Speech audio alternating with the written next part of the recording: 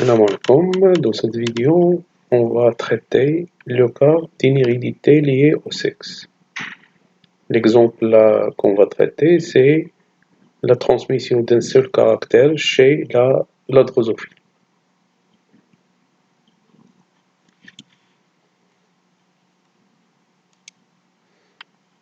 Donc, pour cela, on va considérer deux croisements chez la drosophile. Le premier,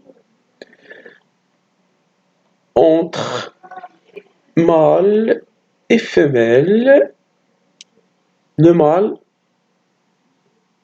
qui a des yeux blancs avec une femelle qui a des yeux rouges.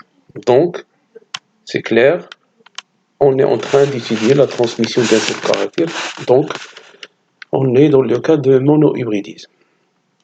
Le résultat obtenu, c'est une génération F1 homogène formée de mâles avec des yeux rouges et aussi des femelles avec des yeux rouges. Donc, quelles sont les conclusions qu'on peut tirer de ce croisement? La première des choses, puisqu'on étudie un seul caractère, on parle de monohybridisme. La deuxième des choses, on remarque que la descendance, ça veut dire la F1 est homogène, ce qui va confirmer que les parents sont de race pure, et dans ce cas, on dit que la première loi de Mendel y vérifie. La deuxième conclusion, ou la troisième conclusion qu'on va tirer, c'est la dominance entre les allèles. Dans ce cas, on a l'allèle des yeux blancs est récessif et l'allèle des yeux rouges est dominant, puisque en F1, on a remarqué la disparition du caractère yeux blancs et apparition seulement du caractère yeux rouges. Pour mieux comprendre et pour mieux mettre en évidence l'hérédité liée au sexe, on choisit de faire un deuxième croisement qui est un croisement réciproque. Lorsque je dis un croisement réciproque, ça veut dire croisement inverse du premier croisement. Toujours les parents dans ce cas sont de lignée pure. Mais le caractère du mâle dans le premier croisement est celui de la femelle dans le deuxième croisement. Dans ce cas, qu'est-ce que je vais faire comme croisement? On aura une femelle qui est récessive et un mâle qui est dominant. Et les parents sont toujours de race pure. Qu'est-ce qu'on a obtenu à la descendance ou à la génération F1'?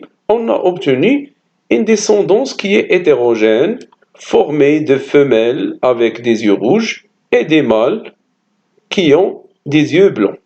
Ici, on remarque qu'il y a une hétérogénéité des descendants malgré la pureté des parents. Dans ce cas, on va parler d'une exception à la première loi de Mendel. Donc, quelles sont les conclusions à faire d'après le deuxième croisement? La première des choses, on remarque que la descendance est hétérogène malgré la pureté des parents. Donc, on parle d'une exception à la première loi de Mendel. Et dans ce cas, la seule explication, c'est que le gène est lié au sexe.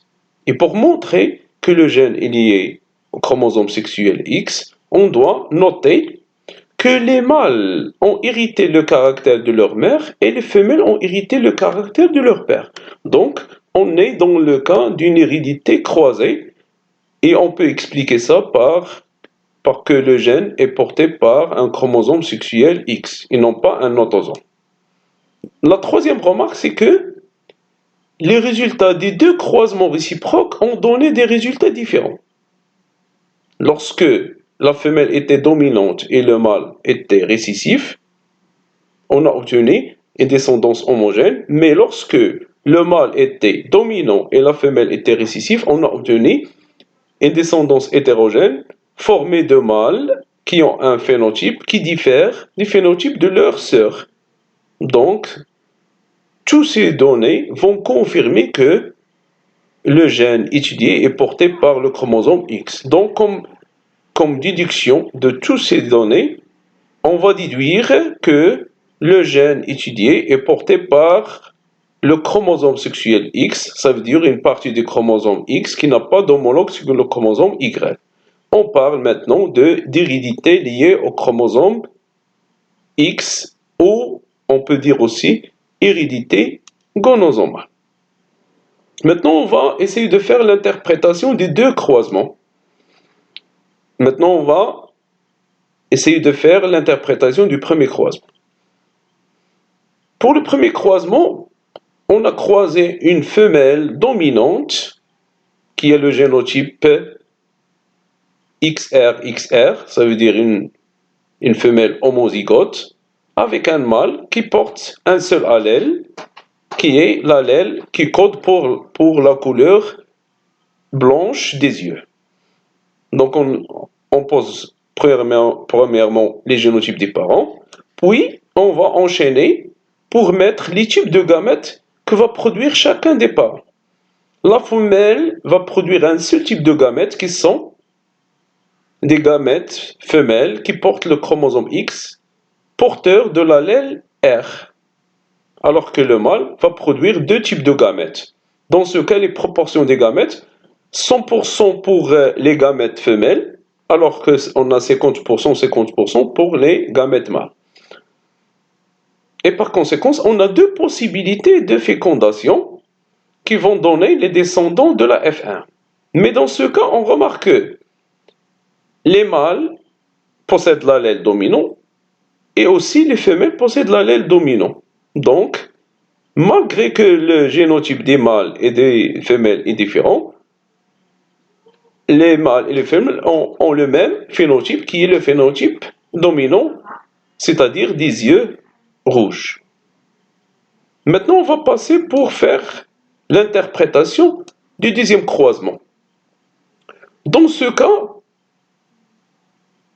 le mâle possède l'allèle dominant alors que la femelle possède l'allèle récessif. On note que les deux parents sont de race pure et de la même façon, je vais mettre les gamètes que va produire chacun des parents. Pour la femelle, il produit toujours un seul type de gamètes. Dans ce cas, ce sont des gamètes porteurs de l'allèle B, alors que le mâle produit deux types de gamètes, des gamètes mâles qui portent l'allèle R et des gamètes mâles qui portent le chromosome Y qui ne portent aucun allèle. Suite à la fécondation, on va obtenir les descendants de la F1'. Dans ce cas, on remarque bien que la femelle possède l'allèle dominant alors que le mâle possède seulement l'allèle récessif. Et par conséquent, qu'est-ce que j'aurai comme résultat? Des femelles à yeux rouges, ça veut dire qu'ils ont un caractère dominant, alors que les mâles, ils ont un caractère récessif avec des yeux blancs. Dans ce cas, on a remarqué qu'il y a hétérogénéité des descendants malgré la pureté des parents. C'est le cas de l'hérédité liée au chromosome X.